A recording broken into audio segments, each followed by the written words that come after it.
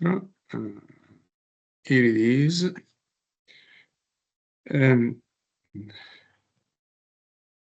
And this is it. If we can you see my screen? Yes.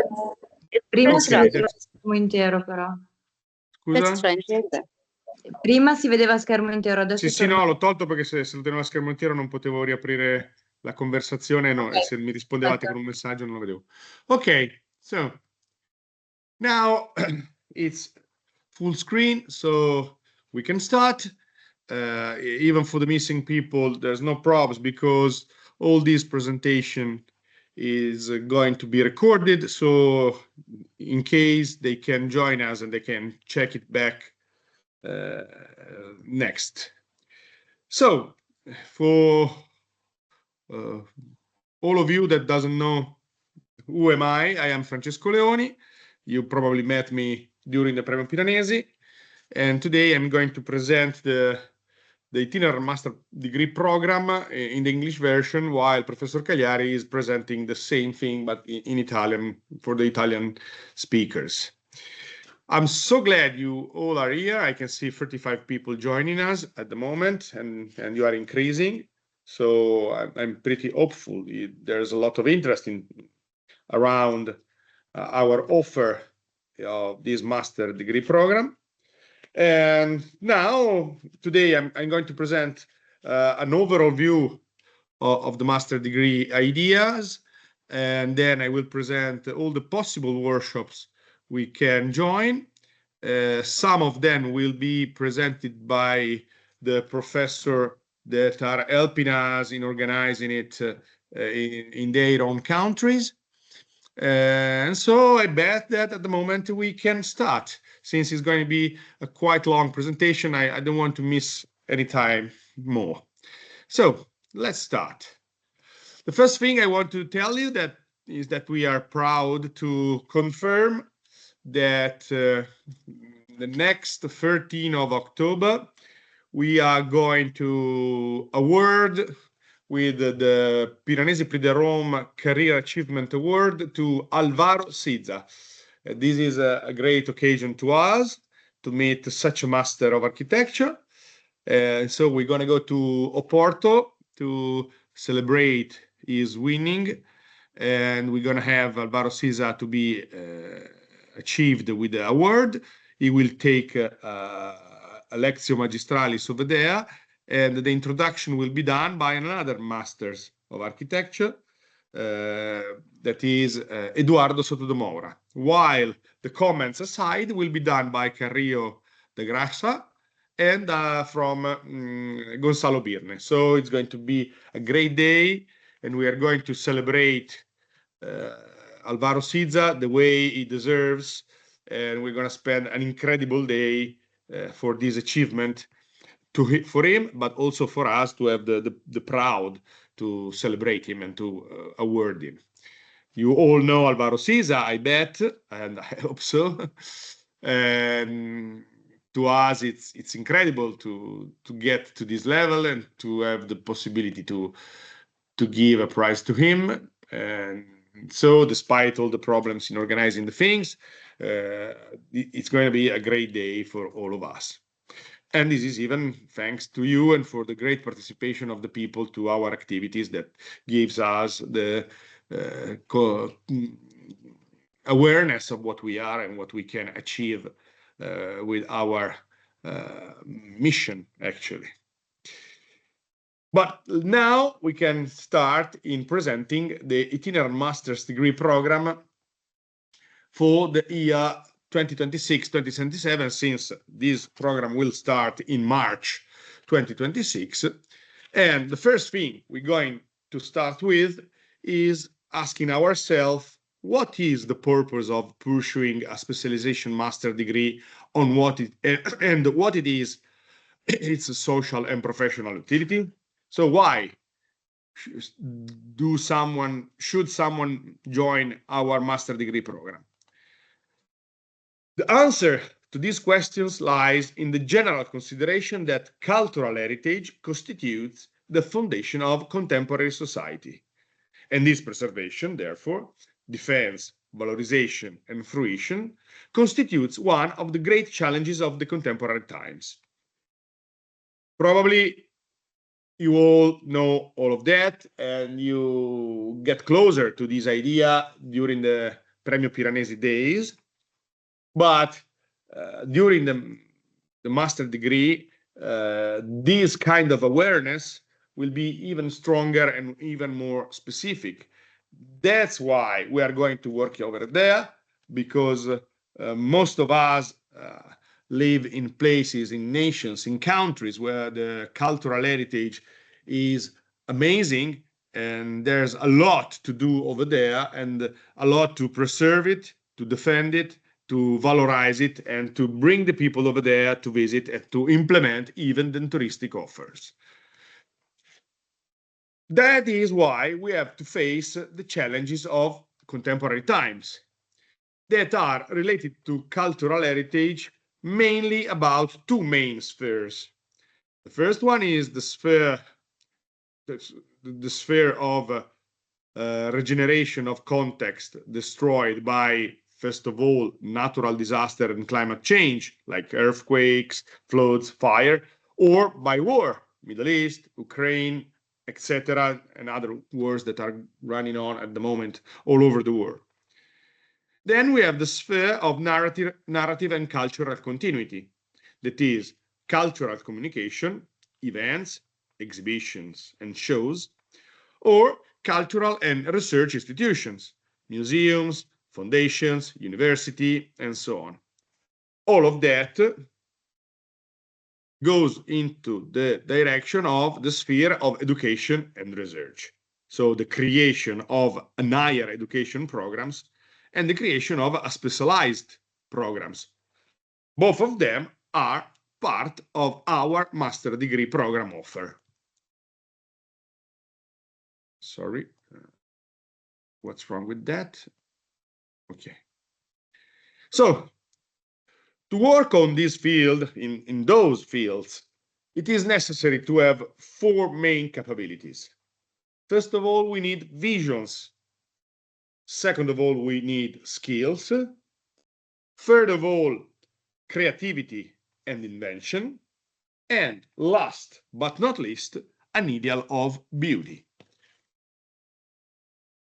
Yeah, because when we get to close and to work with cultural identity, the ideal of beauty have to do a lot with skills to preserve it, to defend it, and to exploit it.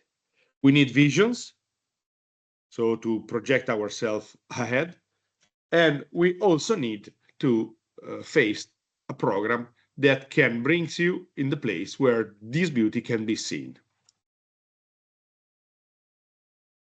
The destruction of cultural heritage refers to the intentional and or accidental act of damaging or destroying cultural assets, which can include buildings, monuments, works of art, archaeological sites, archives, libraries, or any other element of historical, artistical, or cultural value.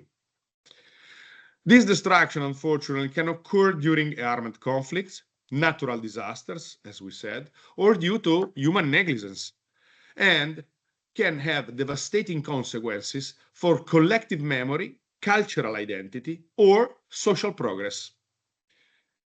The causes of the destruction of cultural heritage so could be related to armed conflicts. War is often accompanied by the destruction of cultural assets as a strategy to humiliate, weaken, or erase the memory of an enemy. As we said, natural disasters and climate change, events such as earthquake, but also fires, floods, or storms, worsened by the effects of the climate change, can cause significant damage to cultural heritage. Human negligence, lack of maintenance, poor management, and neglect can lead to the deterioration and destruction of cultural assets.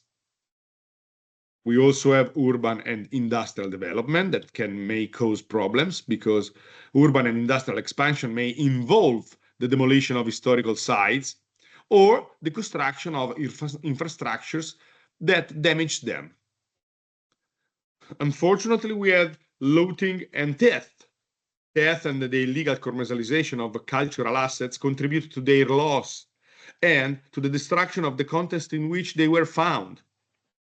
Last but not least, the terrorism. Terrorist groups sometimes target cultural heritage to attack the identity and the memory of a community. The consequences of the destruction of the cultural heritage are, as already somehow anticipated, first of all, the loss of the collective memory. The destruction of cultural heritage can erase a people's history and identity, making it difficult to pass on memory to future generations. And all of that can cause economic damages. The destruction of tourist sites or cultural assets can have a negative impact on the local economy. Nonetheless, psychological trauma caused by the destruction of meaningful and cherished spaces can cause an emotional suffering and psychological trauma for affected communities. For people like me working in university, there's a big loss of scientific and cultural value. Cultural assets may contain valuable information for historical, archaeological, artistic, and anthropological research. And probably most important of all of them is the violation of the human rights. The destruction of cultural heritage can be considered a violation of cultural rights and the right to memory. The action that should be taken and the objective that should be achieved are, first of all, the protection of cultural heritage. That is both an international and national responsibility and requires ongoing commitment to its safeguarding and enhancements. These includes enhancement, the implementation of strategic action through architecture, design, and communication projects, either within or around the heritage site. The adoption of laws and regulations for the protection of cultural assets are around that word about the legislation that should help to gain our goals. So, through conservation and restoration, we should produce intervention to prevent deterioration and repair damage to cultural heritage. Then, campaigns to inform the public about the importance of cultural heritage and the need to protect it are related to the field of education and awareness. All of that should be done through an international collaboration, so exchange of information, experiences, and cooperation between countries in the fight against the loathing and destruction of cultural heritage.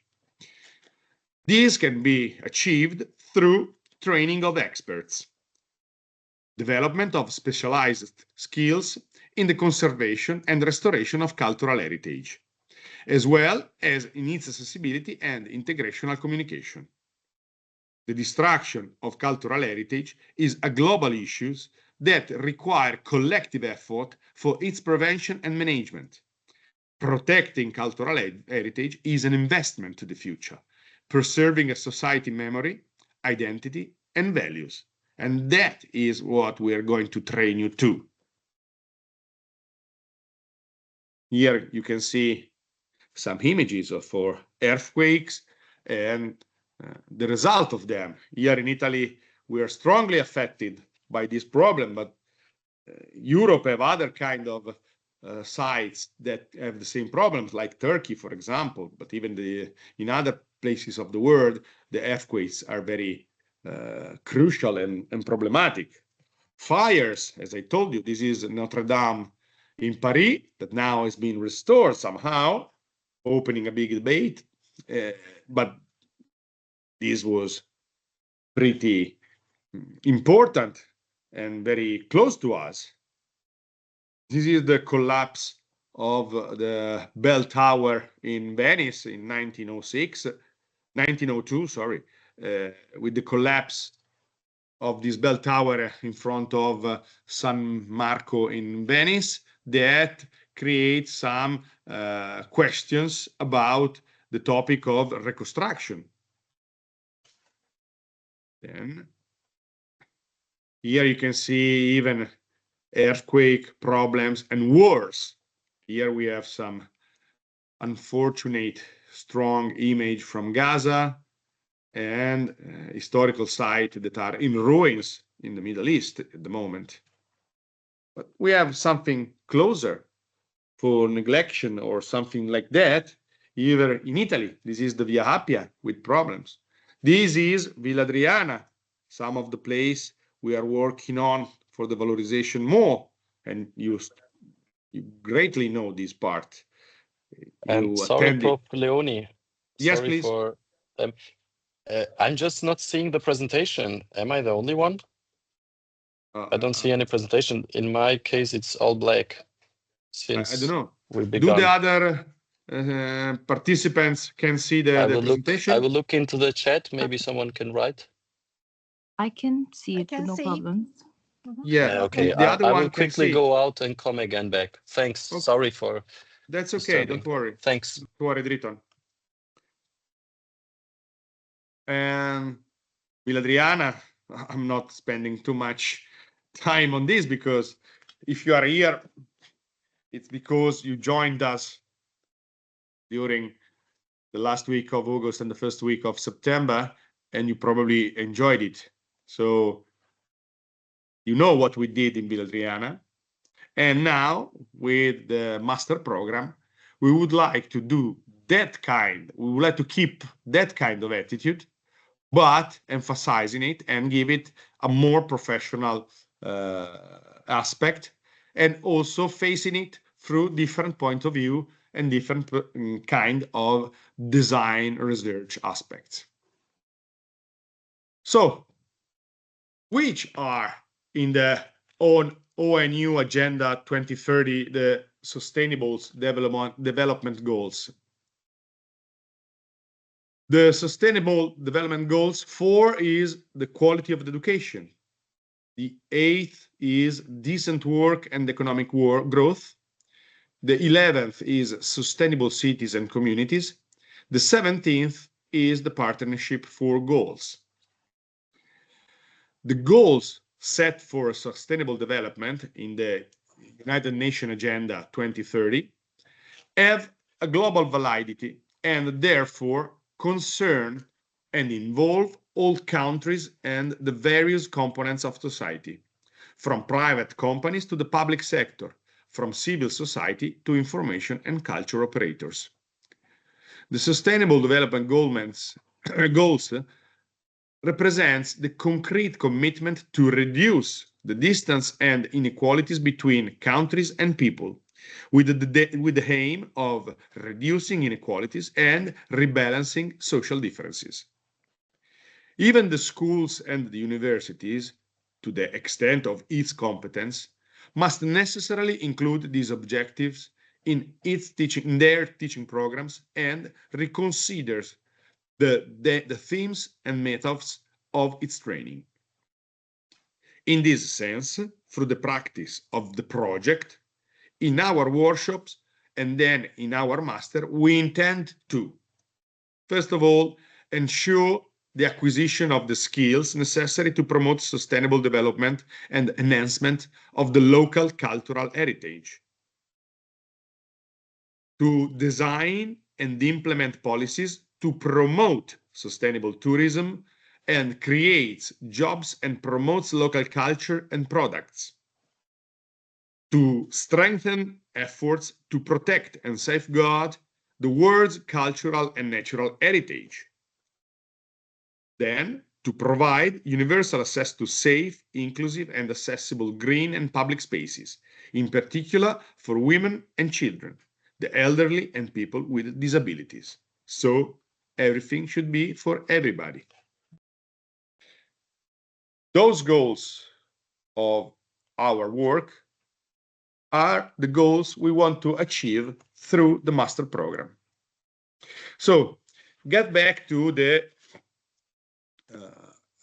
requisites we need to have these path visions, we said, like this vision from the Victoria and Albert Museum in London, when they decided to open up the archives and let the people to visit all those pieces of art that until that moment were closed to the visit. So they were useless for the society, for the major part of the society.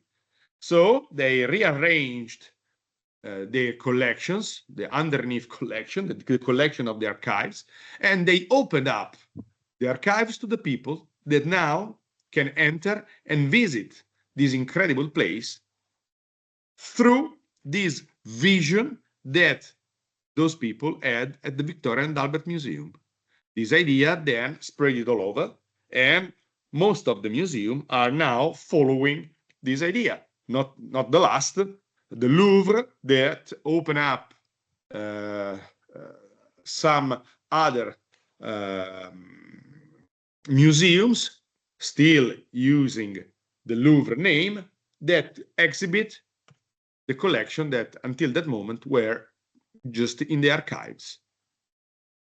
Look at those incredible storehouse. And the vision also to reproduce some ideas, like in this case, again, in the Victoria and Albert Museum, but we have the same even in the Metropolitan Museum in New York, of reproducing some rooms, some, how do we call it, those chambers to recreate environments, like in this case, with a living room from Frank Lloyd Wright, from the Kaufman office by Frank Lloyd Wright, still in the Kaufman Museum, but also Norman Foster with the Narbovia, the Museum of Roman Culture, again in France, where the exhibition is exhibited and open up to reuse some of the collection that were hidden to the public.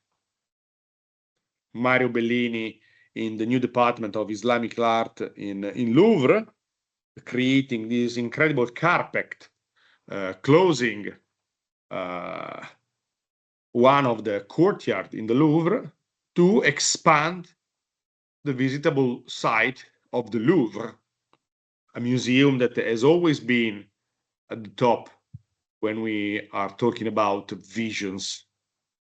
And those are the ideas the cultural heritage needs to be implemented. This is the new subcursor of Louvre in Abu Dhabi, the design from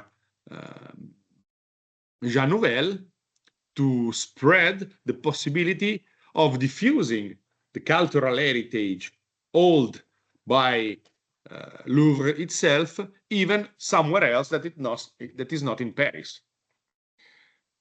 Here, the crossing between the importance of the collection and the quality of the architecture that hosts this collection create a very great event that brought a lot of people to visit it. Actually, it is an amazing vision in this case. But to realize those visions, we definitely need skills. All those skills that can be implemented only through application. So the arts and craft application, the design and the drawing application in the implementation of, for example, an archaeological site, like those drawings from Luigi Franciosini that are executive drawings for the renovation and the musealization of the Via Biberatica in the Trajan markets in Rome. Look at those drawings. Apart from being incredibly beautiful, they are also very descriptive of which kind of intervention should have been done to realize the project thought by Gigi Franciosini. Gigi Franciosini, that is a great friend of us. And those skills can be achieved, can be obtained only through application. The application that you can start in producing through the workshop of the master's degree. Those are some perspective sketches to help and visualize fastly which kind of effects the new intervention could have realized. So the vision that you can check in these sketches can be understood only through the fact that Luigi Franciosini's skills are good enough to represent them properly. So skills are so important to achieve any kind of goal. And this is the final goal, the final solution of the project and the sketches you saw. Obviously, for all of that, we need creativity and we need invention. That kind of quality that some considers somehow a talent that you have inside of you, but trust me, talent exists only if you train it. There's no talent without training and without application. And the quality of the spaces, for example, in this case, designed by Guido Canali in the Galleria Nazionale in Parma, obviously lean on the talent of the designer, but the designer achieved those qualities only through application that interprets his creativity and his inventions, that are the same attitude that we can clearly understand in the Carlo Scarpa's work, in this case in the Fondazione Querini Stampaglia, or even when he gets to design a table or any piece of furniture that will adorn any kind of space. But designing for cultural heritage could also be putting your invention, putting your creativity in designing the proper supports or pedestals just to keep a painting standing. Because even to do that, the invention and creativity is a great part of the project. Look at those pedestals and how those details refined and emphasize the quality of the pedestals themselves. The same in Palazzo Batellis in Palermo, where Carlo Scarpa, through the application of his skills, gave the birth to the creativity in his mind that produced such a masterpiece of exhibition.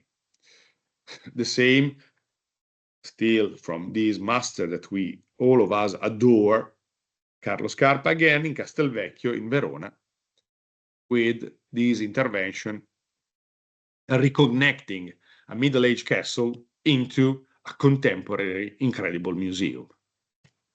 Something that afterwards can become the field to develop other creativity and invention from other designers. In this case, we have an exhibition about Peter Eisenman that has been held in Castelvecchio, where Peter Eisenman, crossing his projects with the project of Carlo Scarpa for Castelvecchio, had this invention of mixing them together to create a meta project that keeps everything together. And the results, trust me, were amazing. This is an exhibition held in Castelvecchio between 2004 and 2005. It used to be called the Garden of Lost Steps. An amazing, an incredible exhibition, probably one of the best I ever seen. And the results was definitely possible only through the invention of the designers. Look at that and check how the intervention from Peter Eisenman link itself with the courtyard of Castelvecchio and the job and the work of Carlo Scarpa. Carlo Scarpa, that in his abstract words of volumes and spaces, refined everything through his love for detailing. And the application of this love for detailing gave birth to all those visions that he had and that he could reach through his skills that were the possibility created by his inventivity and inventions. This is an amazing space, Tomba Brion Graveyard, Monumental Cemetery in far north of Veneto region. This is the chapel of the graveyard and the altar, and the rooftop just over the altar, symbolizing obviously whatever could be done. But the creativity can be expressed even from this great Swiss architect, Mario Botta, that in 1999 decided to exhibit the San Carlo alle Quattro Fontane, the church from Borromini in Rome, on the Lake of Lugano through a model in scale 1:2, floating over the water and represented through his sections. So this sectioned model was floating over the Lake of Lugano, and the people could have visited and check the quality of the realization and the speciality of an incredible architecture. And honestly, can't we admit that this is the result of an invention and of the creativity? And keeping your mind open to visions and creativity is very, very important. This is the model compared to the drawing of the section of the same building.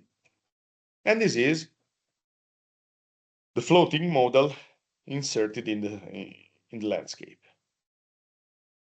The vice versa view, bringing all of us to the final field necessary to be reached, that is the ideal of beauty.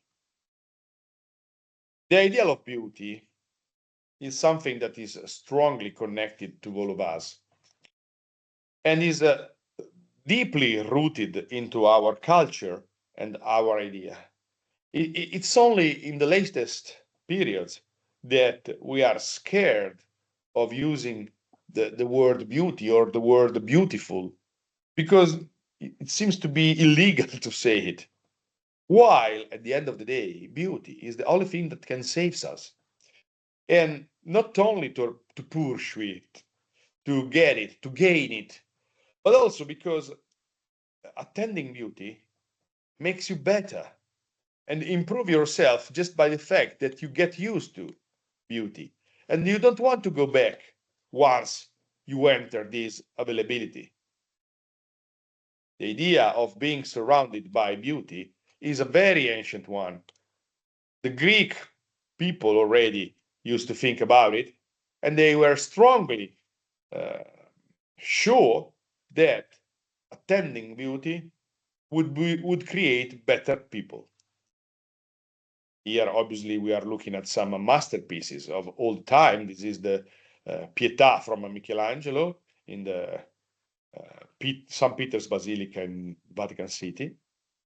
And the quality and the refinement of those pieces of art is incredibly important, because pieces of art of such an importance can generate a museum around them. For example, this bust of Queen Nefertiti is exhibited in the Neues Museum in Berlin, and one entire tower is dedicated just to exhibit this bust in the middle of the room, as a central room, with the light entering from a cannon of light on the top of the tower, and emphasizing even especially the quality and the admiration that this bust produced in the visitors. A beauty that people tried to reinterpret it both with artificial intelligence and with models that could have interpret the role of the Queen Nefertiti. A beauty that should be looked for all over the place, all over the fields. Could be architecture, could be classical art, could be fashion design. This is the exhibition of Roberto Cappucci's clothes inside an incredible piece of art that is Palazzo Farnese in Parma, that hosts at the same time another incredible pieces of architecture that is the wooden theater from Aleotti, designed inside the palace as well. So there's art, there's fashion design, there's architecture, there's environment, there's history, everything concurring in looking for beauty, looking for beautiful environments. We are surrounded by beauty. The point is in notice it and emphasize it and use it as much as possible to gain our goal and to diffuse it as much as possible to improve the quality of the society and the quality of the fruition of the cultural heritage itself. Probably here you recognized Fontana di Trevi in Rome, that in 2016 hosted the Fendi fashion show with the models walking in the catwalk just over the water. And since the catwalk was transparent, the models look like walking on water. Even here, you have surrounding, you have the amazing city of Rome, you have the incredible beauty of the Trevi Fountain, and you have the beauty of the models wearing incredible, beautiful clothes. Or the Bisazza Foundation, like any other kind of museums, hosting pieces of art designed starting from an industrial production that is the tiles of the Bisazza brand applied to art. Everything can be artistic, and this kind of goal should be pursued and researched as strong as possible. But let's get to the organization of the master degree program for the next edition. So the structure and the articulation of the master course is divided into some elements and some values for each element. We're going to propose 7 or 8 ordinary workshops, so workshop that can last 7-8 days, plus a couple of intensive workshops that would last 4 days, then some incredible conferences that are a kind of continuous seminars, and optionally and rewarded internship experience.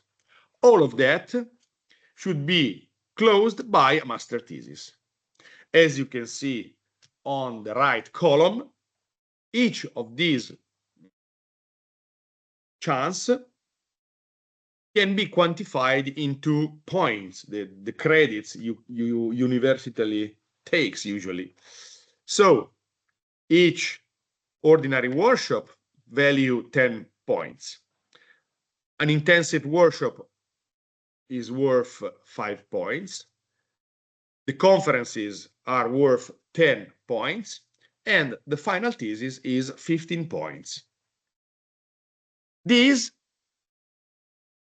create this necessity. So now we make a differences between AU students and extra AU students because of the fact that somehow the people from extra AU have to support a bigger expenses.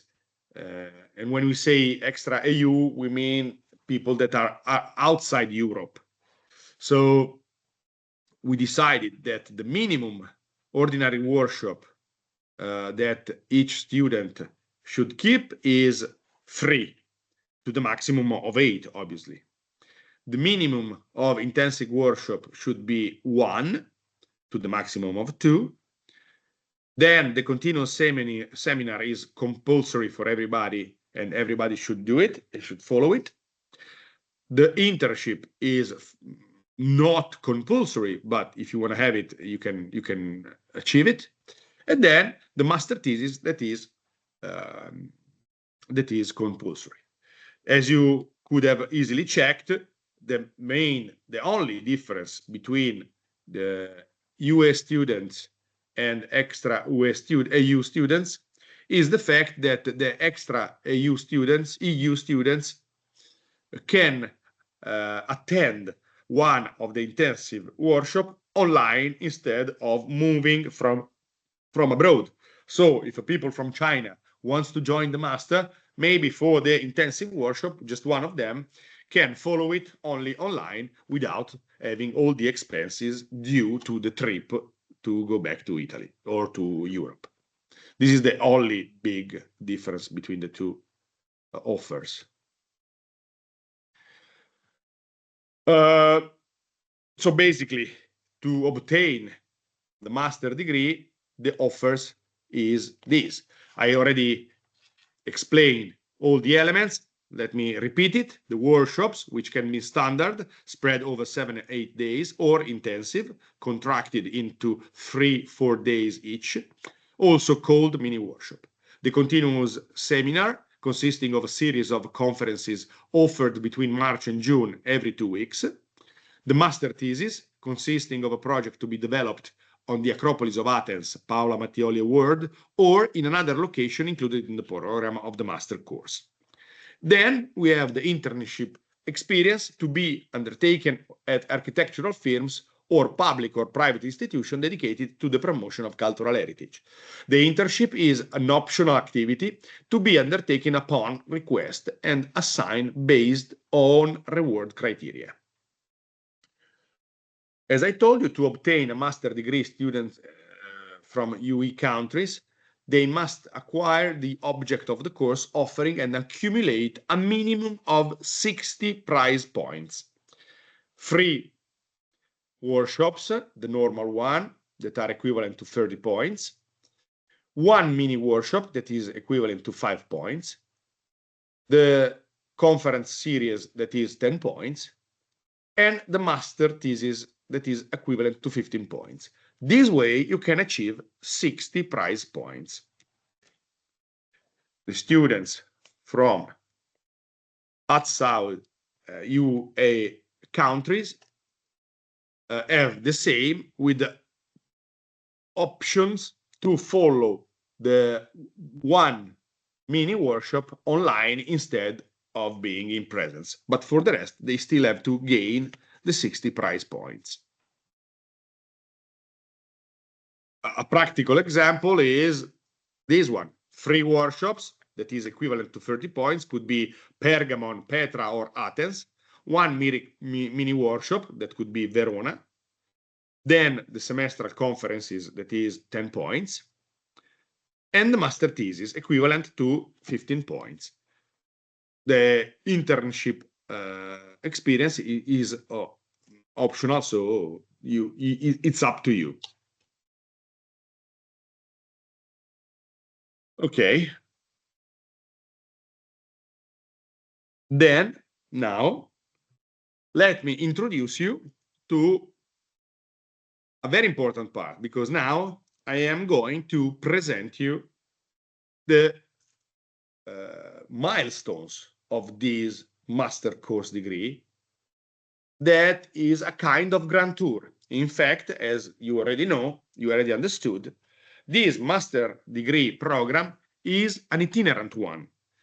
That means that you will join workshops all over the world, and now we're going to present you some of the milestones of this program. Those are all the possible place where we can have the workshops. We are not going to organize all of them. Those are the possible sites for workshops, but we have to check some conditions that should be gained that are connected to social situation, political situation, the presence of war, or even the costs of some of those workshops that could be too expensive. And then so we tried to reduce, not to put you in the condition to spend too much money. But according to those kind of situation, let me present you the workshop that we have. Here you can see that the workshop are 10. We are not going to activate all of them, as I told you, but the most of them will be activated. Let's start with Rome. Usually we keep the workshop in Rome in the Domus Aurea. I know that you are all thinking, okay, but I've already been in Rome because I took the Premio Piranesi, but the Premio Piranesi wasn't in Rome, actually, it was in Villa Adriana. Being in Rome is completely different.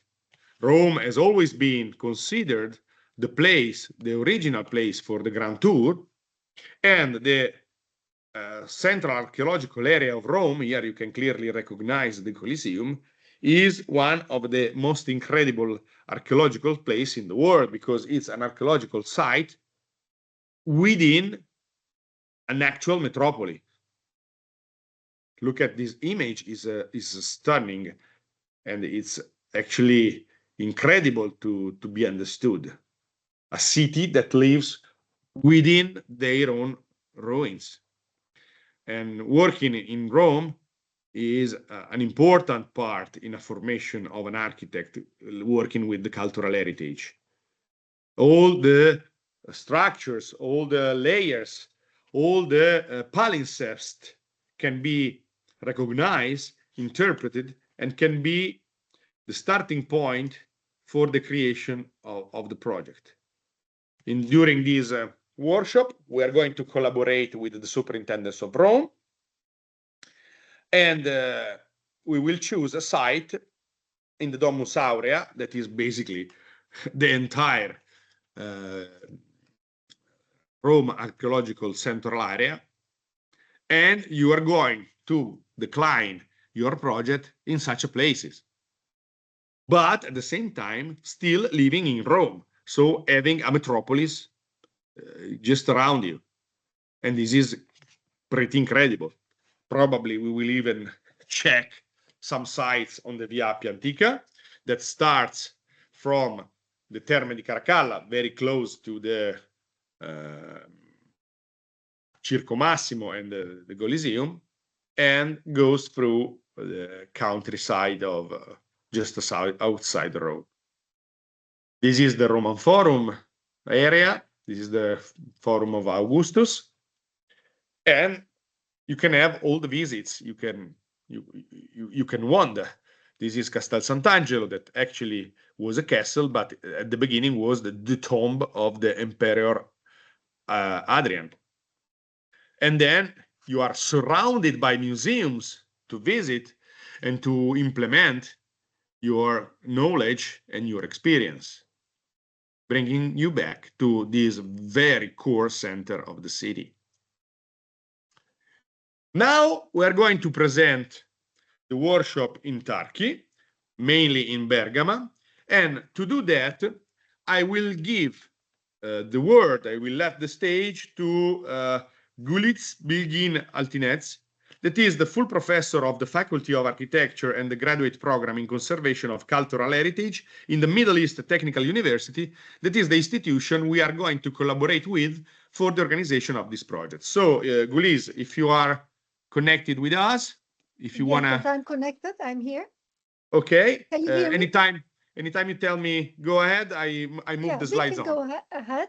Well, as Francesco mentioned, I'll be presenting you the workshop in Pergamon that we hope to organize together with Akademi Adriana, with Metro, and with Bilkent, two universities from Ankara. And I should say that the site, the ancient city of Pergamon, today's Bergamo, is located in the western part of Turkey, and with its geographical features, natural features, this site had been a proper settlement area for centuries, and so continuously settled all through the period, starting from prehistoric period till today. We can pass, I think, this image as well. As you can see, even though all through the ages that was a settlement area, we can say that its best period perhaps is the Hellenistic period, founded in the 3rd century before Christ, Pergam by the Attalid kingdom. It was the capital of the Hellenistic kingdom, today called Pergamon kingdom, and it was an important cultural, scientific, and political center. And especially, we should say that with its, as you can see from the image as well, it's a supreme expression of adaptation of architecture to nature, with the high, steep, sloping area terrain towards the Bakırçay plain. So there's a high hill and a plain area, and that hilly area is very well articulated to settlement. And we can say that with this property, it is always considered as one of the showcases of the Hellenistic urbanism. And we can pass to the next one, Francesca. Yeah, you can see the image from here as well, how the architecture, the buildings, and the settlement is very well coordinated with nature. You can see from here. The next one, we can pass. Yeah, here also you can see that to do this, the various platforms were created with various angles, creating really an extraordinary composition, urban composition. And there are various masterpieces of the remains of all these masterpieces of Hellenistic period. As you can see, for example, the Hellenistic theater. Here you can see as well. The next one we can go. Yeah, here also you can see, fitting directly to the terrain, which is one of the steepest theaters all over the world. We can continue. Here you can see other images from the theater as well, looking towards the plain area. And while there are other monuments, as you can see on the top left image, there are various other important Hellenistic masterpieces in that area. One of the longest stoas here, and a terraced gymnasium, the great altar of Pergamon, which was after its refounding with archaeological excavations, which is taken to Berlin Museum. As you know, there's the Pergamon Museum in Berlin today. The great altar is there, the original one. There is one of the outstanding libraries of the ancient world, remains of it, the city walls, and Rakkat Kibele sanctuaries, and so on. And even because it's an area settled all through the ages, this image you can see is the Trajan's temple, Triennium, which is a Roman intervention to the Hellenistic Acropolis. So the same area was used all through the ages. And following the Hellenistic period, with the Pax Romanum, the city extended towards the plain area as well. As you can see here the Trajan Temple as one of the important interventions of the Roman period to the Hellenistic Acropolis. Yes, we can continue, Francesco. Well, together with extension towards the plain area, other monumental buildings are built as well, as like the Serapeum. This is one of the Roman temples dedicated to Egyptian deities. And here you can see the Caryatids as well. And besides this sanctuary, there were other buildings like the Roman theater, Roman amphitheater, stadium, and which do exist in the current Pergamon city as well. And continuously being settled, all these monuments were reused for centuries. Like, for example, the Serapeum Temple of Serapeum was converted to one of the earliest churches, St. John, Church of St. John, one of the 7 churches of important 7 churches.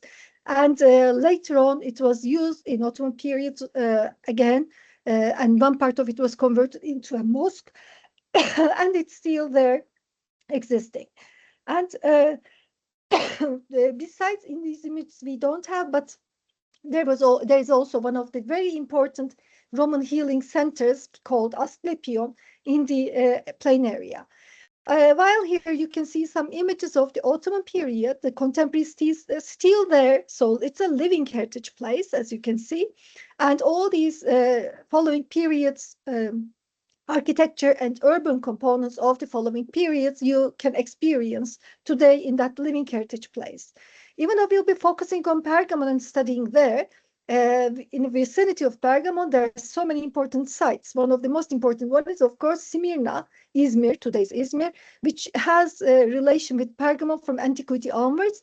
It is a contemporary, a big city, contemporary city, again, a historic city, but a very lively and city and a cultural center, together with its historic tissue, but also with modern tissue. Here you can see some images from Izmir. And again, very close to Izmir, we can mention the important sites here. You can see like Ephesus as well. This is Ephesus. Pergamon is, by the way, on the UNESCO World Heritage Site due to its continuous settlement as well. Pergamon and its multi-layered cultural landscape, while Ephesus is also a World Heritage Site city.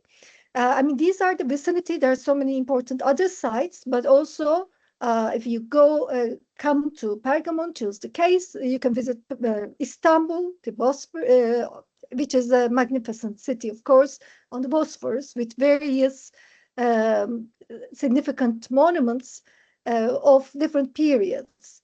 And so I hope, I mean, this,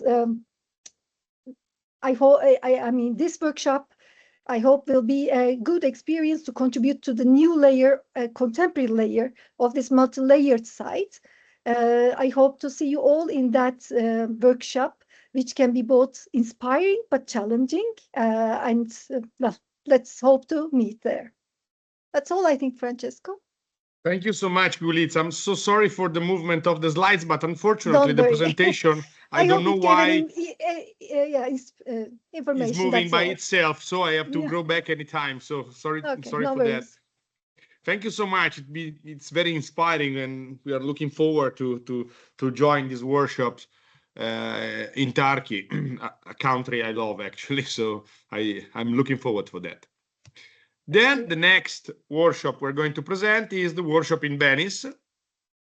I bet you all know Venice. The workshop here has a different topic that is not strongly connected to archaeology, but in this case is a workshop organized in this amazing city, mainly to get and work in the closer museographic dimension, that is the dimension of Museo Correr, in which we have a branch, a wing of the museum that has been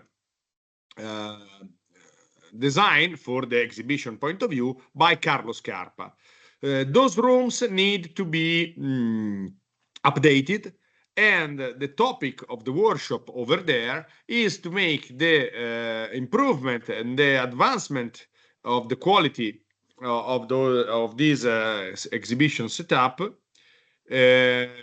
from, as I told you, Carlo Scarpa, and to work in straight collaboration with the work of Carlo Scarpa to produce an enlargement and a renewment of those rooms.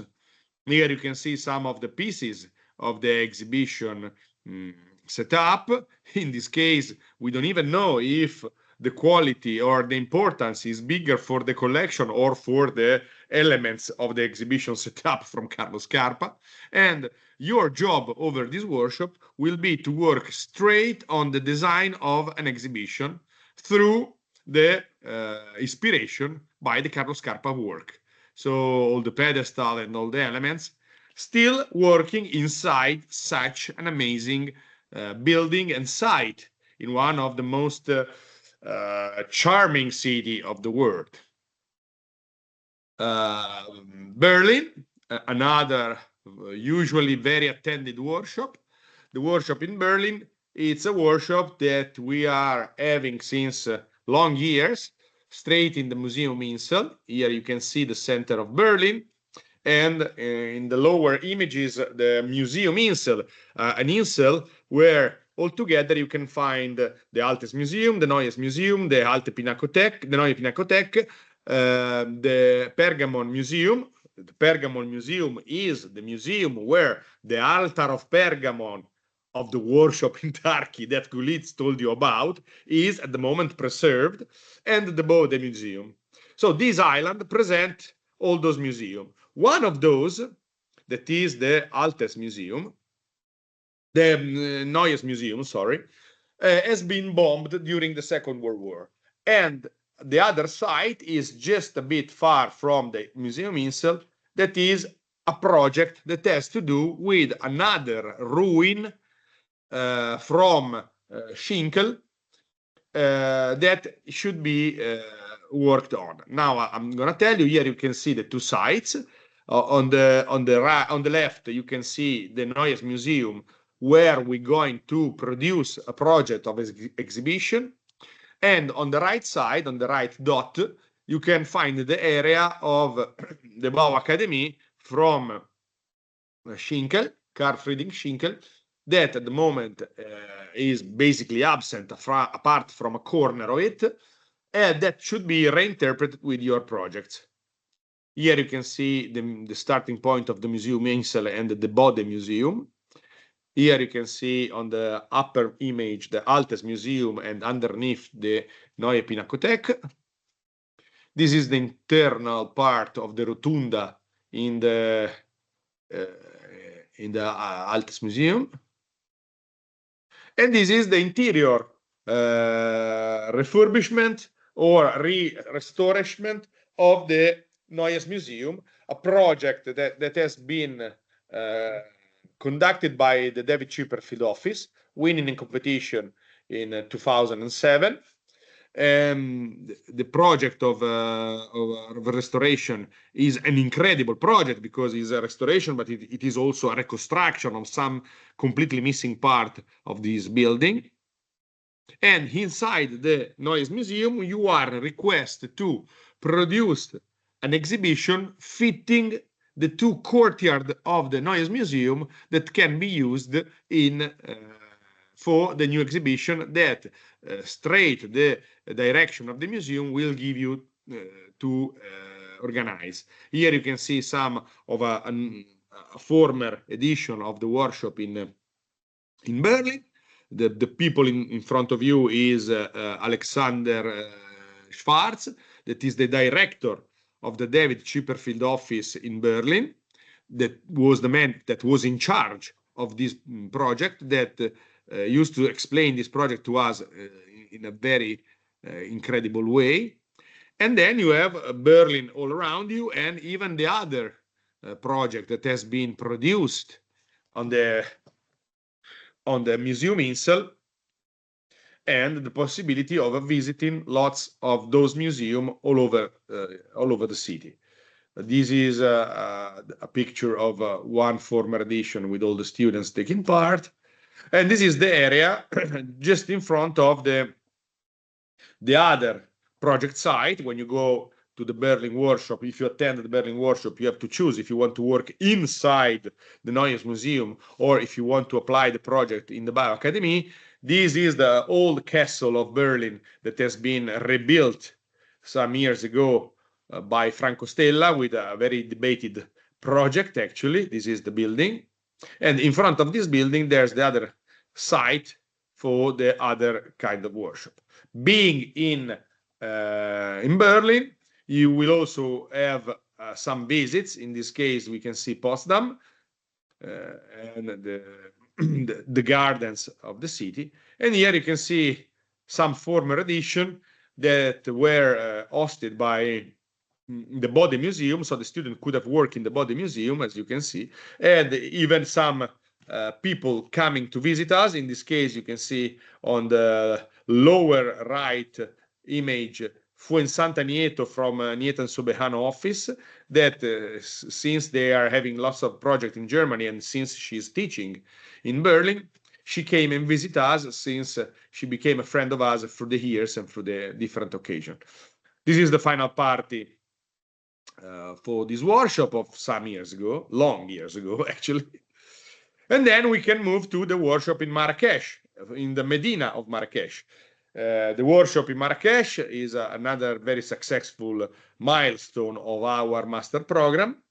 The students from this edition of the master program just came back from the Marrakesh milestone. They arrived last Sunday after having this workshop in Marrakesh. Here you can see Morocco, the position of Marrakesh compared to the North African part and the connection with Spain.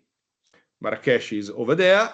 It's an incredible city, a very international city and a very charming one. All around you have incredible places to visit.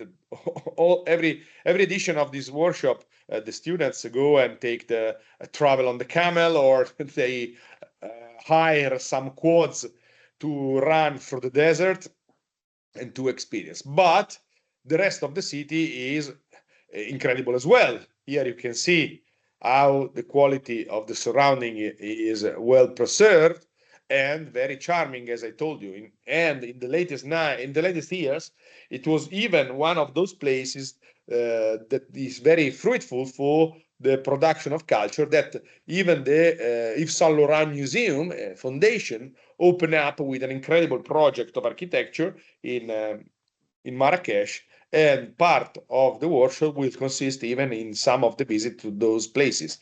This is the entrance of the Yves Saint Laurent Museum. This is the Jardin Naturel, another place that you definitely will have to visit once you're going to be there. And those are some of the typical madrasa and incredible spaces you can find in the city of Marrakesh. This is El Badi Palace. The El Badi Palace is the project site of this workshop. And here, during this workshop, you are asked to design a fashion show that has to be organized and set up to promote such a place and to promote tourism over these places. As you can see, this is not a new idea. In fact, a fashion show has already been thought and organized in the past. Our idea is ask you to valorize the quality of the cultural heritage through venues like these ones that can implement both the quality of the cultural heritage and both the quality of the fashion show itself. This is the ruin you are going to work with. These are some of the environments you can find, the rooms you can find into the El Badi Palace in Marrakesh.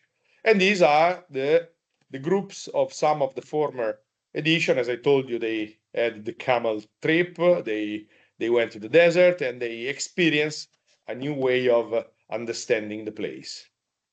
This is another edition. You can probably recognize Amat and Sarah and Amat.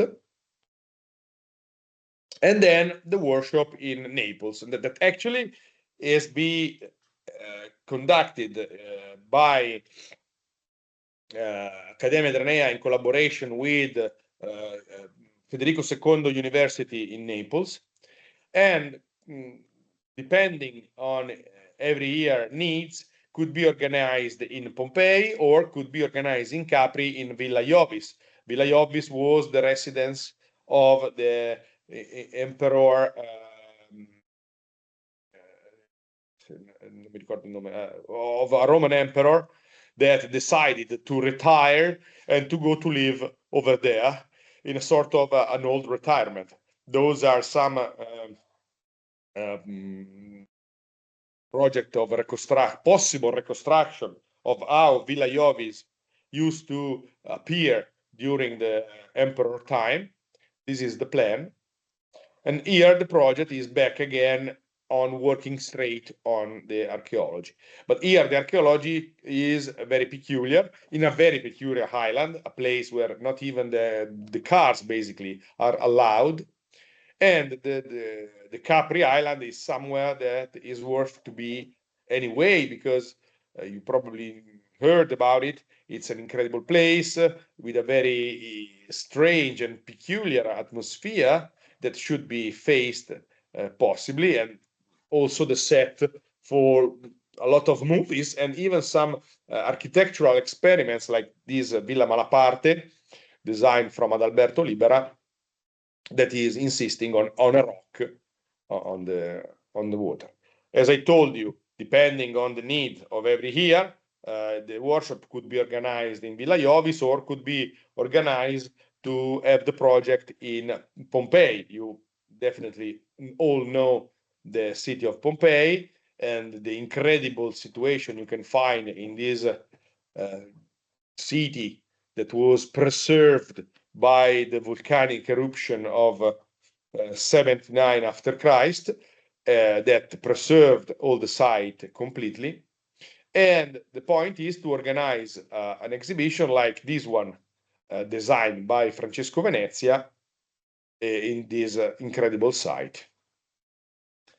Then we have the workshop in Selinunte and Segesta, so basically in Mozia in Sicily. The workshop in Sicily is a very peculiar one because usually we're going to keep it on the first week of June. That is an incredible moment because in Sicily, during the first week of June, the quality of the environment, the place, and the climate is perfect to spend time over there. And also because in Sicily, that was actually the former Magna Grecia, you can find incredible project site. For example, we're going to work with Selinunte. This is the former plan of Selinunte during the 3rd century before Christ. And this kind of workshops is pretty peculiar because in some of the places, any archaeological site you are going to work with present a peculiar situation. For example, Selinunte is a place, an archaeological site where all the pieces of the archaeology are spread all over the territory, and you can use them somehow like a Lego game. So the idea is to reuse those elements in Selinunte to produce the project. Here you can see some of the main temples of Selinunte with all those big, huge bricks all over that can be reused to set up the situation, something that has already been done. But also we are going to work with Segesta. And in Segesta we have this amazing temple, a Doric temple, basically perfectly conserved, that can be used as a place for the project you have to produce. Because in Sicily, the project is, again, slightly different from all the other. In fact, in Sicily, we are going to work with scenography. The idea is to give you a movie or a tragedy or a comedy or a musical that you have to work with, and you have to set up all the scenographies for all the scenes of these plays that has to be realized on this place. So using archaeology and cultural heritage as the setup for a place, for a theatrical place or for a movie that can be hosted on these places. Here you can see the island of Mozia, that is again another archaeological site, very, very peculiar. You have to consider that this site, apart from the environmental point of view, that is in the middle of this strange piece of sea where the depth of the water is always not deeper than 3 meters. So this little island surrounded with salt production fields like those ones. You can see on the right the little mountains of salt. And in this little island, you can have Phoenician remains. And those remains are incredible because the Phoenician architecture and Punic architecture were completely based on adobe, on the rammed earth. So everything has been powdered. So if you move the powder just underground your feet, under your feet, you can easily find things all over. This is one of the of the former edition. Another great peculiarity of this workshop is that we are going to be host in an incredible resort, a very, very, very beautiful resort. And we're going to spend our week, apart from the visit we're going to have to those sites, spending time in this incredible resort and creating a group work and creating a team building moment that will produce usually incredible projects. Then again, I'm going to leave the word for the presentation of the Petra in Jordan workshop. And if Ishraq is connected with us, I will give the word to Ishraq Al-Khamaiseh, that is the junior architect and the project coordinator in FICRA. FICRA is this organization from Jordan we are organizing this workshop with, that Ishraq will present the topic and the goal of the workshop in this site. So if Ishraq is with us, she can take the word. I'm here with you. Hi, Ishraq. Hello. Hello, Mr. Francesco. How are you? I can't complain. Hello, And you, everything's okay? Yeah, I'm great. Hello, everyone. Peace be upon you. Thank you, Mr. Leone. Actually, it is such a rich presentation and gathering for people around the world. And I am here today on behalf of FICRA organization to talk about the workshop that we are preparing to conduct and to host in Jordan, inshallah, with collaboration with Academia Adriana. And the location of this site will be in Petra. I don't know if many people know anything about Petra, but Petra is one of the most famous archaeological ancient sites in the world. And actually, before digging deep about Petra, I just want to highlight quick and overall about the civilizations that went through Jordan, because Jordan is not just a country hosted only Petra, but also different civilizations that lived, thrived, and declined as well in our region. And these civilizations actually connected to different eras, from the ancient eras to modern eras, actually. And one of these civilizations that thrived and put a great print in our history and architecture is the Nabatean civilization, which was located in Petra city. And as you see, Petra actually, it is one of the ancient city in Jordan, and one of the 7 wonders in the world. It was nominated in 2000 to be one of 7 wonders in the world, and in 1985 was nominated to be one of the most important archaeological sites according to UNESCO. And Petra actually related or connected to the history of Nabateans people who actually are an Arab tribes who located in the south of Jordan in the 4th century. And they took, the presentation is moving, I think. Mr. Leone, if you are with me, we can just refer back quickly to the first slide. I'm going to talk quickly. I know it's just limited time. And, the Nabateans took Petra as a capital site, capital city for them, for it is important location for defense, for the trading, actually. And not just because of its important location and history, but also if you read about the architecture of Petra, it's actually magnificent and very important and unique. The Nabateans people didn't use a normal a normal technique of architecture to establish and build their city, but instead they curved the whole city, Petra, in the stones. And as you see in the pictures, they built a whole city by curving it in the stone, and that was actually a real amazing work that makes this city last and live for more than 2,000 years. And still we are witnessing today.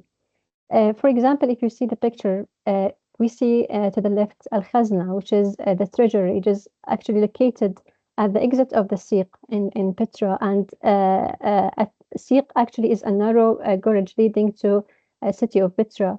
And archaeological excavations indicate that Khazna, which is to the left, was used as a real tomb. And the facade of Khazna is actually remarkable and standing approximately 39.1 meters high and 25 to 30 meters wide. And also it is consisted of 2 decorated levels adorned with columns and intricate carvings. In 2003, archaeological discovered two tombs beneath the courtyards of the Khazna, and supporting the hypothesis that it was used a real tomb. And in 2024, also a team actually conducted a radar survey under the Tijri and relieved a chamber filled with complete skeletal remains and artifacts made of bronze, iron, and ceramic, providing a rare insight into the life of Nabateans. And not just that, Petra also known as the Rose City because it was carved on a rose sandstone, and they actually used this stone for its characteristics, for its softness and varied colors, if you see, and durability and validity. We can move to the next slide, actually. So they curved the whole city, the whole facilities they use in their cities, their homes, their tombs, their roads, and even the canals of the water they used to use. And we can move actually to the third slide. Yeah. If you see in these pictures, we can see to the right the Siq, which is the narrow, widening gorge that serves as the main entrance of the ancient city. And this row or gorge, about 2 kilometers, and surrounded by towering cliffs that reach up to 80 meters. You can walk through it until you get to Khazna. And along this Siq, visitors can see ancient rocks carvings, water channels, and cisterns lead up to, as I mentioned, Al-Khazna, and can be thought as a natural canyon-like passage that creates a dramatic and impressive approach to Petra. We can move actually to another pictures. The nature, the archaeological nature of the site is actually impressive. And the circumstances, you can't believe how the Nabateans people live in this city and build their city not by a normal way of architecture to a simple cut and simply and build, but instead they curved a whole city in the stone. And these remains and monuments still witness their history until today. We can move to the third picture actually, because I wanted to mention that maybe Petra, for many people, known for Khazna and Siq because they are the most famous monuments left there, but it consists of different actual monuments that have a great potential actually to work on and to produce a great architectural projects and to revive them, to bring them back to the maybe tourism background, let's say. We can move to the third slide. Yeah, this is actually, it looks like the Khazna, but it's not. It is a Deir. It's called a Deir, and it is a monastery. It is one of the most famous landmarks in the city, in the Petra, and it is considered as the second most famous building after Khazna. And it is situated in a height, let's say, on northern Petra, and can be reached via stairway about 800 stone steps or mountain paths. It was probably originally used as a religious monastery or a place for ceremonial gatherings. And it was called the monastery because the Bedouin later thought it was a Christian monastery, but its original function was most likely a large temple or a ceremonial hall. We can move to another slide, actually.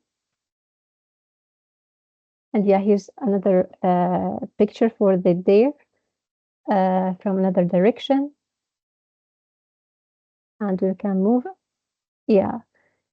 Those are another monuments because Petra, it was a great city. It has different monuments in different sites and all served as a tombs or a centers of a trading system or even social system for people. And many of them actually affected by natural disasters or earthquakes, but still stand until today because the technique of their architecture was impressive. And still it exists until today, but we need together to maybe to work on to produce projects that revive these monuments and bring it again to the architectural background. We can move. And yeah, after Nabateans, people actually, a Roman Empire ruled Petra city and left another monuments for them. As you see, the connected street there. And you know, what is important about the civilizations or the history in Jordan is that there are hierarchies of civilizations that came, thrived, and declined as well. So there are different stories in the same place, and that's what makes it magnificent and important to tell about. We can move forward. Yeah, this is the Nabateen Theater in Petra, one of the most prominent, actually, archaeological landmarks in city of Petra. It is considered one of the largest structure, actually distinguished by its unique design. It is partially curved, as you see, into the rock, with some additions made by Romans later, which is the added the back wall in 106 AD.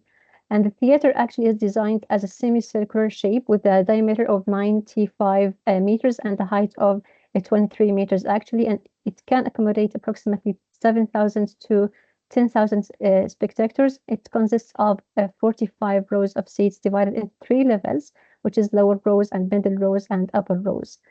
And unfortunately, the theater was affected by an earthquake in 363 AD, which caused cracks in some parts, despite it remains one of the few Nabatean buildings that still stand and reflecting the strength of their architecture and the way they thought and the way they engineered the city, actually.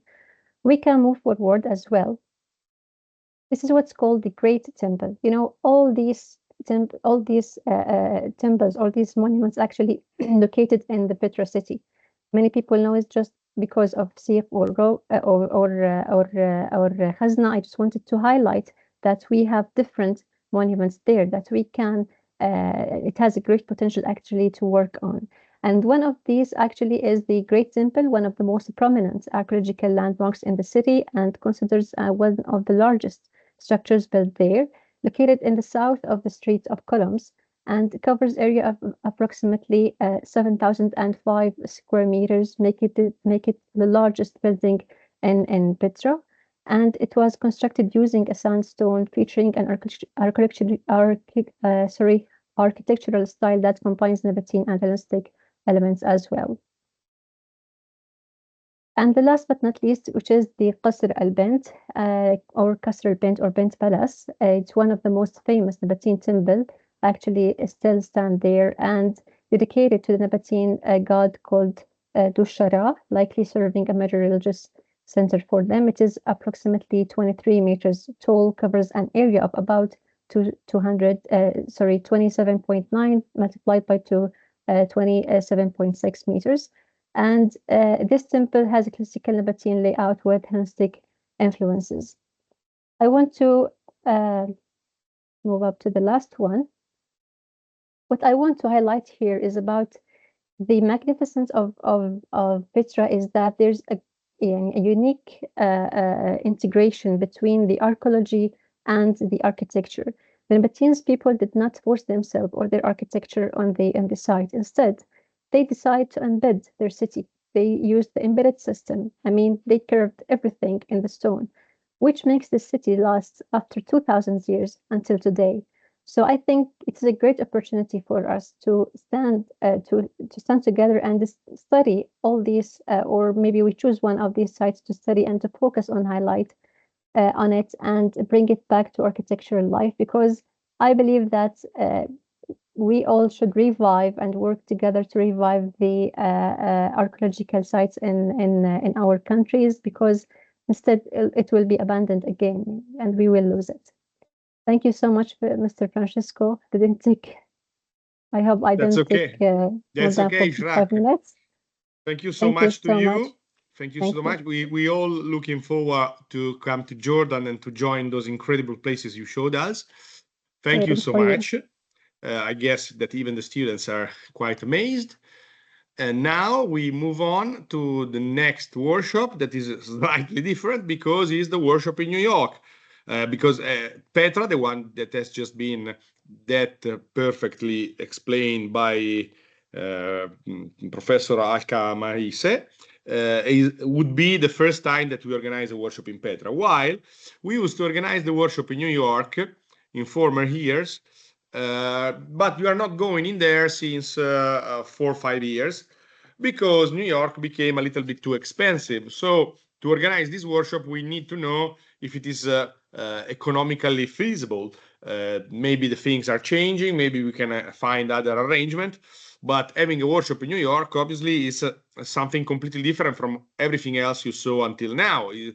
I mean, every workshop has its own peculiarity. The Berlin workshop has a peculiarity. The Sicilian workshop has the peculiarity of the organization of the scenography. The Petra workshop have to do with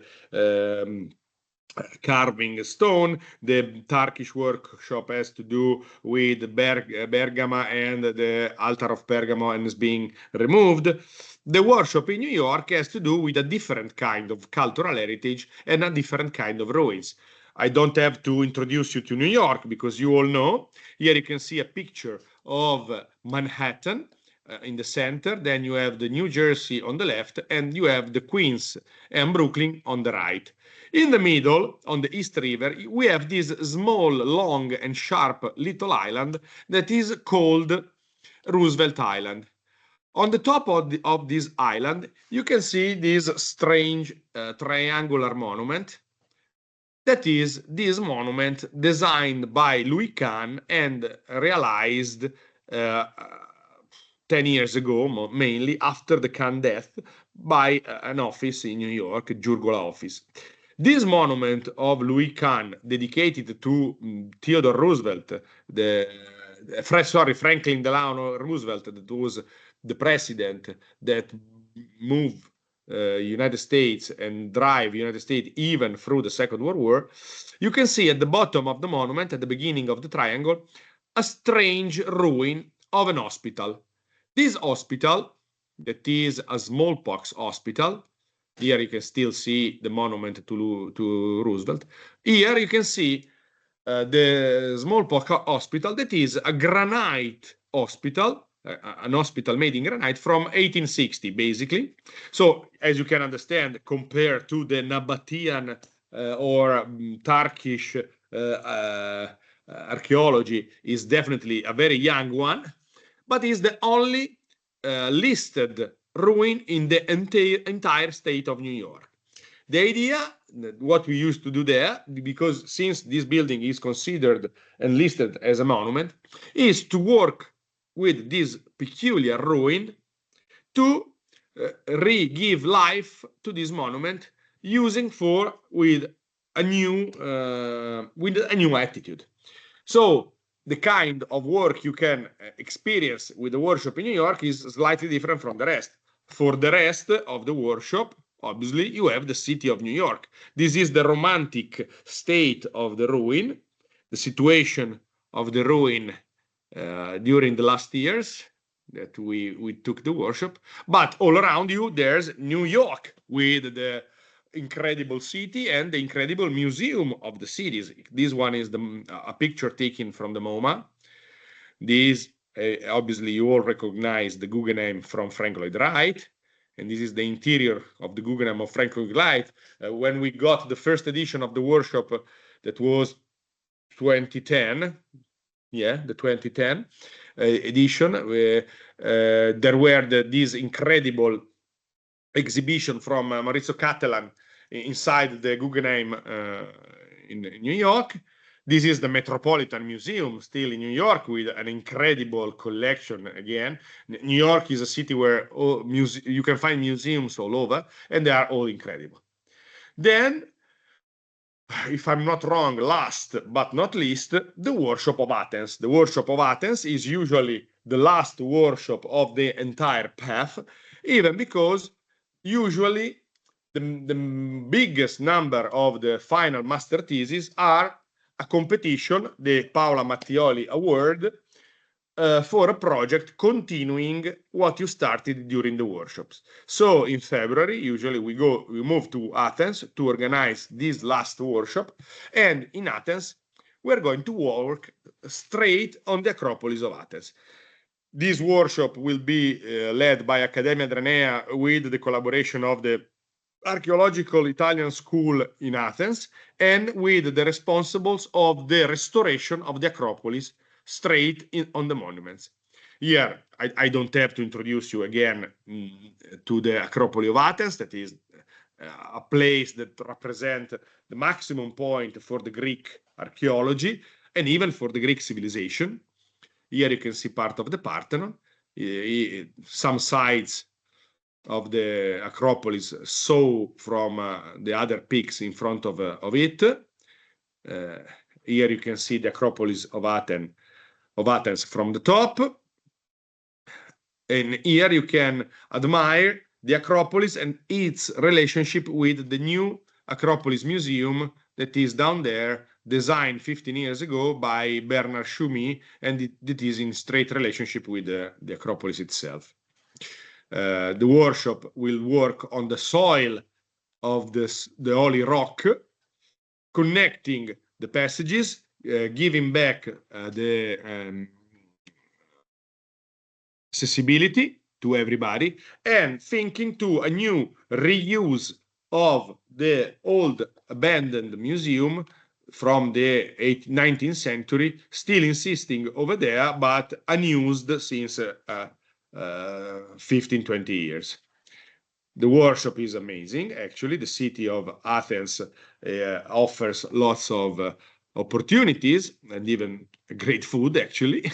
Here you can see all the incredible possibility that has been applied for the restoration of the monuments, some of the most important monuments of the world. And here you can see the group of a workshop from some years ago, and you can appreciate here the students can physically enter those monuments that are normally forbidden to the visitors. So experience this site would make a great difference because you will enter places that people usually can't. This, for example, is the just restored temple of Athena Nike, with you can recognize Professor Cagliari. And here there's another group in front of the Parthenon, a Parthenon that they already visited inside through the ages. So this workshop is probably now the most, I don't want to say important because all of them are important, but the most stratified workshop, because we are having this workshop since the beginning of this master mainly. And the situation is incredibly beautiful and pleasureful, and also is, since is usually, as I told you, the last workshop of the entire path, you are going after this workshop to start your final master thesis and to prepare yourself to discuss it. So this was what we called the Grand Tour, the program of the workshop. But as I told you in the beginning, this path also foreseen the possibility of having smaller workshops, what we call the mini workshop, that will last 3-4 days, that are closer to a trip, to a visit to some peculiar sites, like the one in Verona, where we are going to work in straight relation with Castelvecchio, this project from Carlo Scarpa. This workshop is going to be led by Filippo Bricolo, that is an architect and also a professor of museography at the Polytechnic of Milan. And working with him, this workshop will have to do a lot with drawing, freehand drawing, and experience the exhibition design.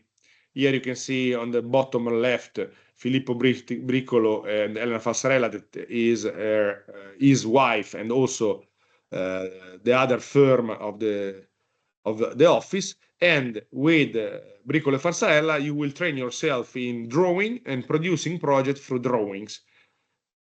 Then the other mini workshop that we want to activate is a workshop in Brescia, a pretty nice workshop in Brescia. In this case, the leader of the workshop in Brescia, here you can see some picture from the Vittoriale degli Italiani in Salò, that is pretty close to Brescia. And this workshop will be led by Tortelli and Frassoni office, a very important office in museum design all over the world. And those incredible architects will guide you through some of the museographical situation in Brescia, like this one, that is the center of the former Roman city inside the city of Brescia, to redesign some exhibition design like those you can see that has been realized by the Tortelli Frassoni office. And Tortelli Frassoni will lead you in this new museum design to produce your own short project, because those mini workshops will last 3-4 days, so the final project output won't be complete, but it could be a starting point. And Tortelli Frassoni are friends of us since a long time. As I told you, the Hall of Fame of Piranesi Prix de Rome this year will be implemented by Alvaro Siza, but here you can see some of the people that won this Prix de Rome in the past years. And as I told you, there's also the not compulsory but optional possibility of open some internship offered by high-profile international firms in museum design. As I told you, it will be a great experience. It is just optional, but for example, we can offer you an internship in EMBT office, Eric Miralles and Benedetta Tagliabue office, that is in Barcelona, a great office leading a project since the end of the 80s of the last century. Or you can even have an internship in Labix office, that is an office Rome-based. Here you can see some project they won. One is about the new musealization of the Palazzo Diamanti in Ferrara, or even the new soil of the Coliseum project.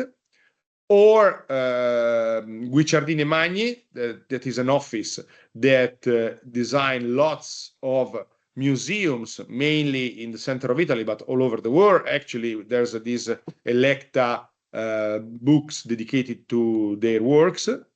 Or even Tortelli Frassoni, that is the office that I told you about when I presented you the mini workshop in Brescia. Tortelli Frassoni will lead the workshop and will also offer you the possibility of having an internship in their office, and you will know their works during the workshop, and trust me, you will love it, because the projects they produce are incredible, but even the people over that office are incredible.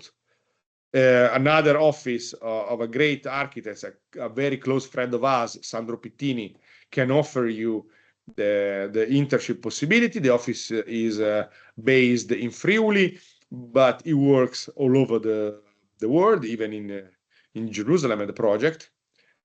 Another office that can host you is Corvino Multari, that is a project, an office in Naples, working in very important projects all over the world, a very famous workshops office that works all over the world again. And another office that can host you for the internship is Luigi Francesini office. That is, this is Luigi, you can see from the picture. This is the office and that produced those incredible drawings I showed you in the beginning when I told you about skills and the capability of representing their own project. At the end, this office is a Core Arquitectos, that is a Portugal office, again designing incredible exhibition setup and even museums all over the world. So those and others offices that are going to be implemented through the next months will offer you, if you want to, an internship possibility to improve your experience and to may find your final dedication of your next job in your life. So now, before closing, since you all took part in Premio Piranesi, you remember clearly that you were asked to design what we used to call the stone display, those kind of showcases that should have been designed and dedicated all around Villa Adriana, and that the Institute of Villa Adriana and Villa d'Este would have awarded with a peculiar prize. So today we are going to tell you who were the winner of the last 3 Piranesi Prix de Rome edition. Amongst all those offers of stone displays, so every year a kind of 30 projects of stone displays, they choose some project through the different years, And so now we are going to tell you which groups were the winners during the different years. In fact, we have the nominations that have been nominated for the 2023 edition of Premio Piranesi, so 2 years ago. That is Group 10, Sheni Aluthrage, Alessandro Biacca, Chiara Dell'Aquila, Andrea Pellegrini, Silvia Pera, Francesca Salazzari e Shane Ivy Zamuco. The nominations for 2024 are Group 3, Asia Cappello, Elena Carati, Paola Corneo, Martina Corrado, Silvia Lopresti, Costanza Pisano, Carla Ragnolo e Isacco Zanini. And Group 5, Alessandro Alloni, Tea Ballato, Lorenzo Bau, Francesca Cianciotto, Marianna Loporto, Martina Mossini, Laura Penino, Sofia Savini. Sorry. And Group 9, Maria Rita De Vito, Maria Concetta Guarracino, Alba Lanfranconi, Claudia Lombardi, Sara Madaschi, Leonie Meraner. Group 11, Maria Rita De Vito, Maria Concetta Guarracino, Alba Lanfranconi, Claudia Lombardi, Sara Madaschi e Leonie Meraner di no. Again, sorry. Group 19, Elisa Boarino, Camilla Calabrese, Veronica Caturano, Emanuela Ciponneri, Vanessa Cirillo, Eva Colonnella, Giulia Marchisio, Francesco Marino Paolo, Emma Romagnolo. In the end, the nominations for 2025, so your Premio Piranesi edition, goes to Group 3, Allinovi Chiara, Bagliu Sara, Bello Alvarez Gina Paola, Khalik Yassin Mohamed, Durukan Basak Su, Gurkan Ebru, Ossateran Catalina. Group 7, Martina Adami, Marco Cataldi, Alessandro Cavalli, Leonardo De Araujo Pereira, Pang Yang, Jacopo Menegatti e Carlo Nessi. Group 11, Anna Bacchetta, Ludovica Bertini, Irene Anita Lucetta Perfetto, Elisa Pigozzi, Agnese Ricchi, Michela Rossi e Marta Santarelli. Those are the groups that have been awarded with the nomination for the stone display competition in itself. We just shown the results today. No one else knew it before, me neither. And if you are amongst them, you can celebrate it. So, all that said, I would stop the presentation. Now you can see me again. And I would ask you if you have any questions to ask for, or if everything was clear enough, or maybe you are just too tired now after 2 hours of presentation. I wonder that you could eventually be tired.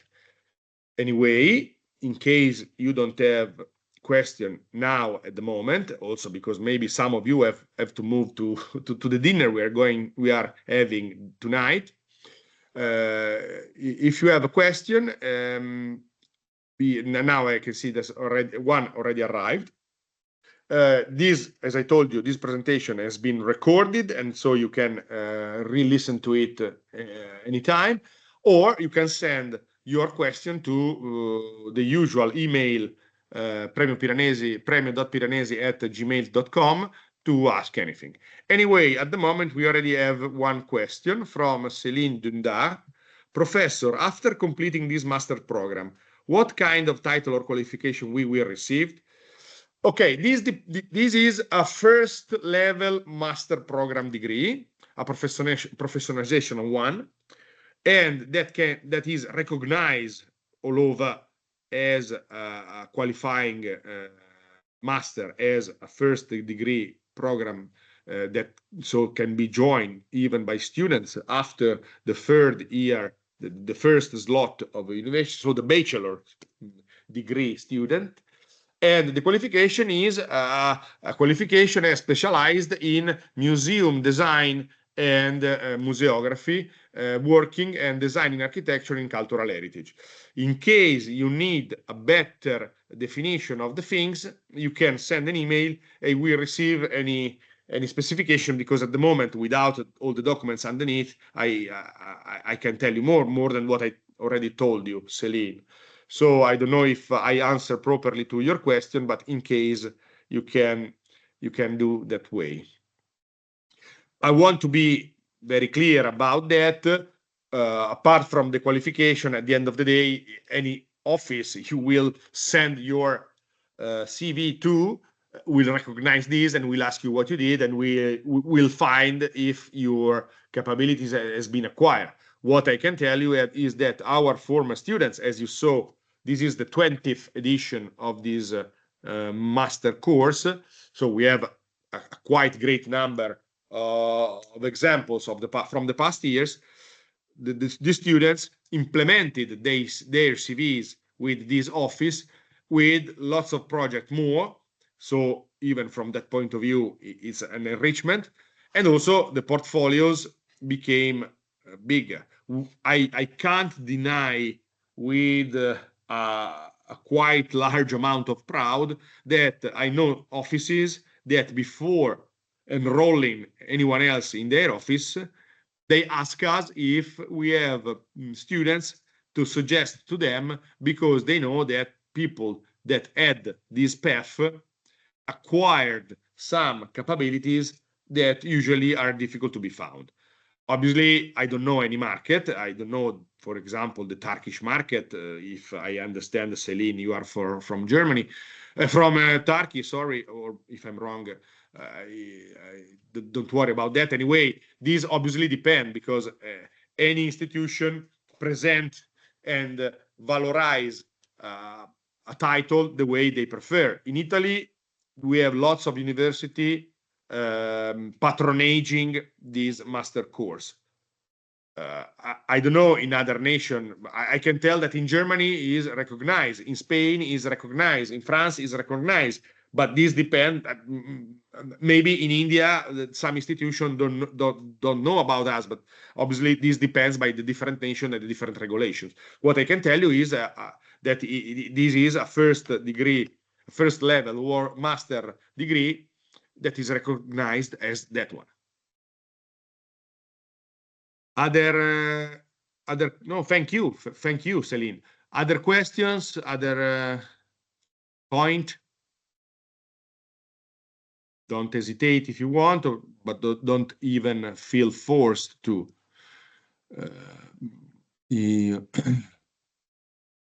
Is everything correct? I can see that some of you already left the presentation. Oh, okay.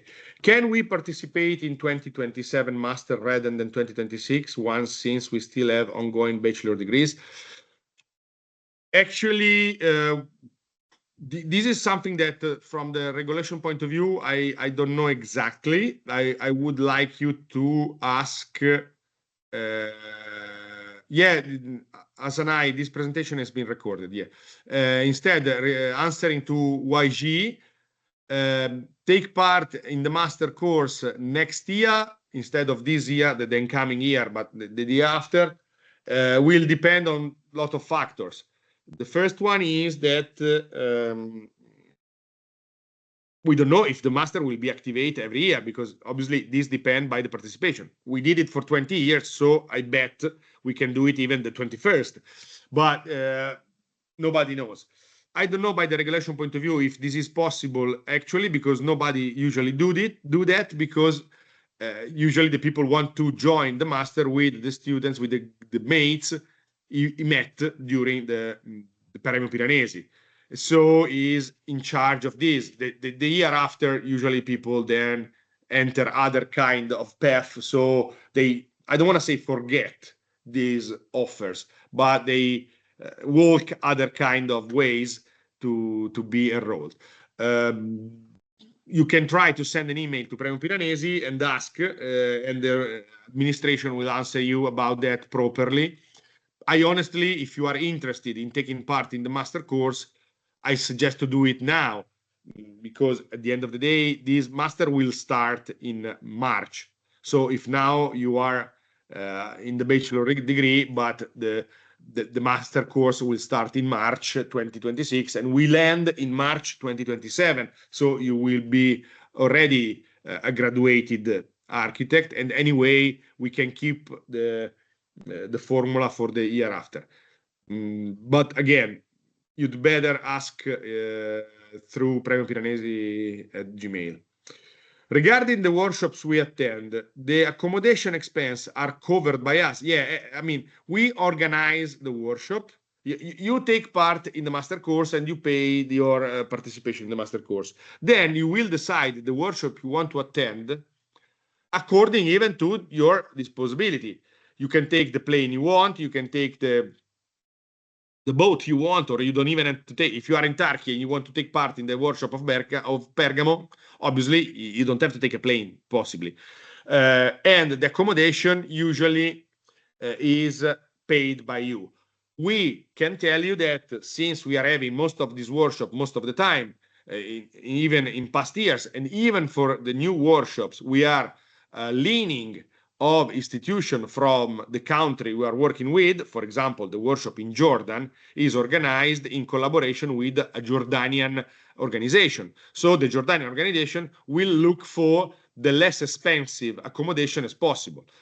The accommodations should be the same for all of the participants. If not, we're going to have problems in organizing the workshop, because if people have to move every day from different places, it's going to be difficult to organize the workshop itself. But yes, it is paid by the participants.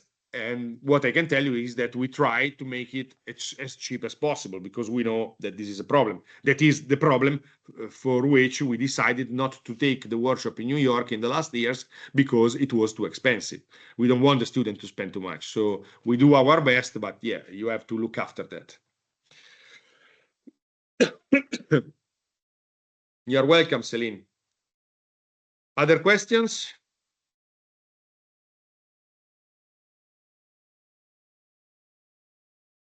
No